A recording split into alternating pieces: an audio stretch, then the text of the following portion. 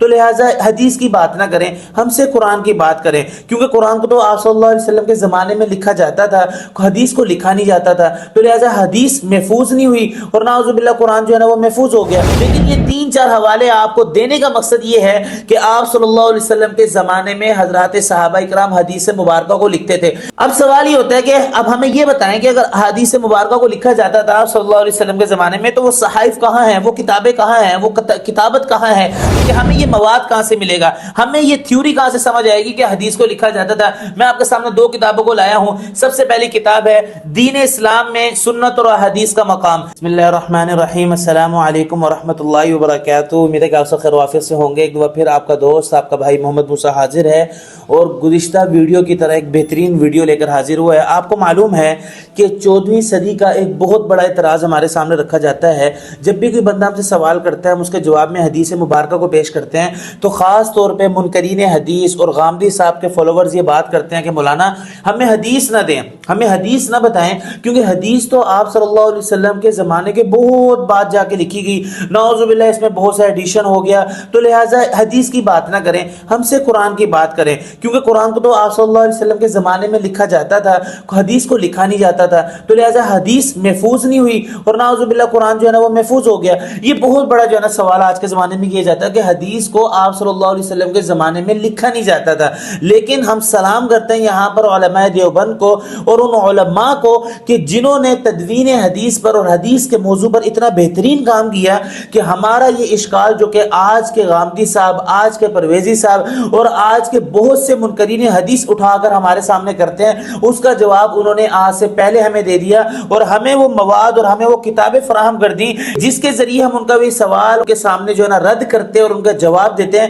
کہ آپ کا سوال، آپ کا اشکال بہت زیادہ غلط ہے۔ ہمارے نوجوان یہ سوال لے کر بہت زیادہ آتے ہیں، خاص طور پہ کالج اور یونیورسٹی کے اسٹوڈنٹ، کہ حضرت آپ ہم سے حدیث کی بات کرتے ہیں، حدیث سے سوال کرتے ہیں، حدیث سے جواب دیتے ہیں، لیکن آپ صلی اللہ علیہ وسلم کے زمانے میں حدیث لکھی نہیں گئی تو لہذا حدیث محفوظ نہیں۔ ہم ان کو یہ جواب دیتے تھے کہ حدیث لکھنا یہ حدیث کے محفوظ ہونے کی دلیل نہیں ہے، بلکہ عرب کی جو میموری پاور تھی وہ بہت زیادہ سٹرونگ تھی، تو لہذا حدیث لکھنے کی ضرورت نہیں تھی۔ لیکن وہ اس سوال سے مطمئن نہیں ہوتے تھے، تو وہ کہتے تھے ہمیں یہ پروف دیں کہ آپ صلی اللہ علیہ وسلم کے زمانے میں حدیث کو لکھا جاتا تھا۔ تو آج ہم آپ کے سامنے وہ پروف، وہ باتیں لے کر حاضر ہوئے اس مختصر سی ویڈیو میں، کہ جس کے ذریعے ہم آپ کو بتائیں گے کہ حدیث مبارکہ آپ صلی اللہ علیہ وسلم کے زمانے میں لکھی جاتی تھی اور حضرات صحابہ ان کو قلم بند کیا کرتے تھے۔ سب سے پہلے ایک حدیث میں آپ کے سامنے رکھنا چاہوں گا۔ ایک انصاری صحابی آپ صلی اللہ علیہ وسلم کے سامنے حاضر ہوئے، فرمایا کہ اے اللہ کے نبی مجھے لکھنے کی اجازت دیجیے۔ حدیث مبارکہ میں یہ الفاظ موجود ہیں استعن بیمینک، کہ تم حدیث کو لکھا کرو۔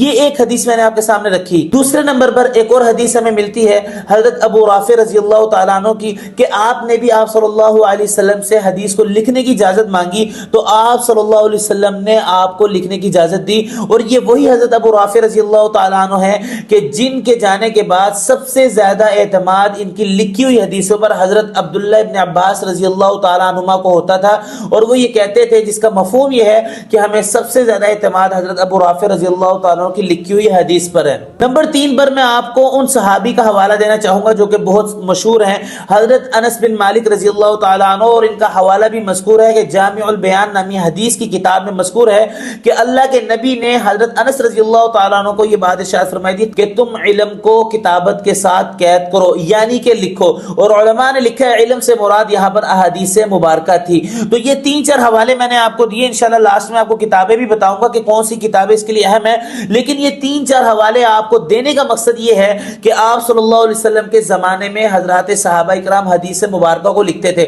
اب سوال یہ ہوتا ہے کہ اب ہمیں یہ بتائیں کہ اگر حدیث مبارکہ کو لکھا جاتا تھا صلی اللہ علیہ وسلم کے زمانے میں تو وہ صحائف کہاں ہیں، وہ کتابیں کہاں ہیں، وہ کتابت کہاں ہے جس پر حضرات صحابہ کرام حدیث کو لکھا کرتے تھے؟ ہم کہتے ہیں جی ہاں، ہم آپ کو جواب دیتے ہیں، وہ کتابیں بالکل ان کے نام آپ کو ملیں گے، اور حضرت عمر بن عبدالعزیز رحمہ اللہ کے دور میں حضرت امام زہری رحمہ اللہ نے ان کو وہاں سے جمع کیا تھا۔ سب سے پہلی جو صحیفہ جس کو آج بھی صحیفۃ الصادقہ کہا جاتا ہے، حضرت عبداللہ بن عمر بن عاص رضی اللہ تعالیٰ عنہ نے ان کو محفوظ کیا تھا، جو صحیفۃ الصادقہ کے نام سے آج بھی مذکور اور آج بھی محفوظ ہے۔ نمبر 2 پر الصدقہ، یہ بھی حضرت عبداللہ بن عمر جو کہ حضرت حضرت عمر فاروق رضی اللہ تعالیٰ عنہ کے بیٹے تھے ان کا صحیفہ لکھا ہوا تھا. اس کی بہت بڑی دلیل یہ ہے کہ حضرت عبداللہ بن عمر سے ایک مرتبہ پوچھا گیا کہ آپ یہ بتائیں کہ پہلے روم فتح ہوگا یا پہلے قسطنطنیہ فتح ہوگا. تو حضرت عبداللہ بن عمر رضی اللہ تعالیٰ عنہ نے فوراً اپنی کتاب کو منگوایا, یعنی کہ صحیفے کو منگوایا, اور اس سے دیکھ کر بتایا پہلے کون سا ملک فتح ہوگا. یہ صدقہ, یہ دوسرا صحیفہ ہے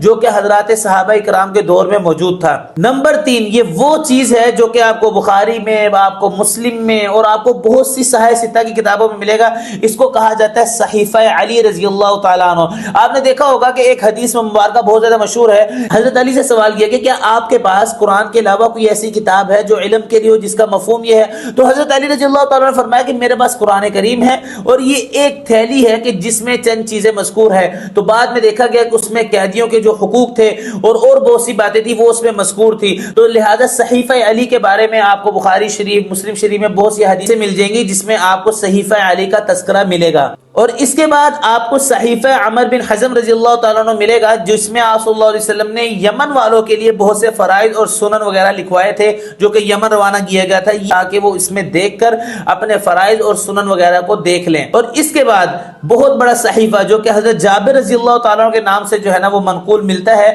اس کو کہا جاتا ہے صحیفہ جابر. یہ وہ صحابی ہیں کہ جن کے پاس حضرت امام باقر رحمہ اللہ بھی بیٹھ کر حدیث کو لکھا کرتے تھے, اور ان کا صحیفہ جابر کہلاتا ہے جو کہ بہت زیادہ محفوظ اور بہت زیادہ جو ہے نا ہمیں حدیث کی کتابوں میں ملتا ہے. میں نے آپ کے سامنے دو باتیں کی کہ حدیث مبارکہ کو آپ صلی اللہ علیہ وسلم کے زمانے میں لکھا جاتا تھا, اور نمبر 2 پر وہ لکھنے والی کتابیں آج بھی ہمارے سامنے جو ہے نا ہمیں منقول ملتی ہیں. اور سن 101 ہجری میں حضرت عمر بن عبد العزیز رحمہ اللہ نے حضرت امام زہری رحمہ اللہ کو حکم دیا کہ وہ حدیث کو جمع کرے, تو لہٰذا اس دور میں حدیث کو اکٹھا کیا گیا. لیکن حدیث کی کتابت آپ صلی اللہ علیہ وسلم کے دور میں شروع ہو چکی تھی. ایک چھوٹی سی بات کر کے میں بات کو ختم کرتا ہوں. ایک بہت بڑا سوال یہ بھی کیا جاتا ہے کہ حضرت عمر رضی اللہ تعالیٰ عنہ حدیث سے منع کیا کرتے تھے. ایسی بات نہیں ہے, بلکہ وہ قرآن کے لکھنے کا دور تھا. آپ رضی اللہ تعالیٰ کو یہ غم لاحق تھا کہیں ایسا نہ ہو کہ حدیث کے بارے میں وہ لوگ جو کہ قرآن اور حدیث کو غلط ملت کر دیں, ان کو نہ روکا گیا تو یہ بہت بڑا ایک واقعہ اور سانحہ پیش آ جائے گا. لہٰذا حضرت عمر رضی اللہ تعالیٰ کا جو قول ہمیں ملتا ہے وہ ان لوگوں کے بارے میں ملتا ہے جو غلط ملت کرنے کے بارے میں تھے. لیکن جن حضرات صحابہ کے اندر یہ استعداد اور یہ بات تھی کہ وہ حدیث کو علیحدہ کر سکیں اور باتوں کو علیحدہ کر سکیں, قرآن کو علیحدہ کر سکیں, ان کو کبھی بھی اس بات سے نہیں روکا گیا, اور وہ آپ صلی اللہ علیہ وسلم کے زمانے سے لے کر آخر تک احادیث مبارکہ کو لکھتے رہے. تو یہ میں نے مختصر سی ویڈیو ان منکرین حدیث اور ان لوگوں کے متعلق آپ کے سامنے رکھی کہ جس میں میں نے یہ بتایا کہ جو لوگ احادیث کے بارے میں یہ سوال کرتے ہیں کہ حدیث محفوظ نہیں ہے کیونکہ ان کو لکھا نہیں جاتا تھا, تو لہٰذا وہ اپنے اشکال کو دور کر لیں, حدیث مبارکہ کو لکھا جاتا تھا. اب بات یہ ہے کہ ہمیں یہ مواد کہاں سے ملے گا, ہمیں یہ تھیوری کہاں سے سمجھ آئے گی کہ حدیث کو لکھا جاتا تھا. میں آپ کے سامنے 2 کتابوں کو لایا ہوں. سب سے پہلی کتاب ہے دین اسلام میں سنت اور حدیث کا مقام. یہ بہت اہم کتاب ہے, 2 جلدوں میں ہے. اگر آپ اس کو مطالعہ کر لیں گے, آپ اس کو پڑھ لیں گے تو آپ کو سمجھ آ جائے گی کہ حدیث مبارکہ محفوظ کیسے ہوئی اور ان کو لکھا کیسے گیا. نمبر 2 پر ہماری فیورٹ کتاب آثار الحدیث جو کہ حضرت علامہ ڈاکٹر خالد محمود رحمہ اللہ PhD لندن حضرت کی کتاب لکھی, اور اتنی جامع معنی کتاب لکھی ہے. کوئی بندہ جس کے ذہن میں حدیث کے بارے میں چھوٹا سا اشکال ہوگا, انشاءاللہ وہ اس کی جو اشکال ہوگا وہ دور ہو جائے گا. یہ 2 کتابیں اپنے پاس رکھیں. حدیث مبارکہ کے سوال کے بارے میں, اشکال کے بارے میں جو سوال ہو آپ ہماری ویڈیو پہ دیکھ لیں اور اس کے ساتھ ساتھ ان کتابوں کا مطالعہ کر لیں. انشاءاللہ آپ کو بات سمجھ آ جائے ہوگی.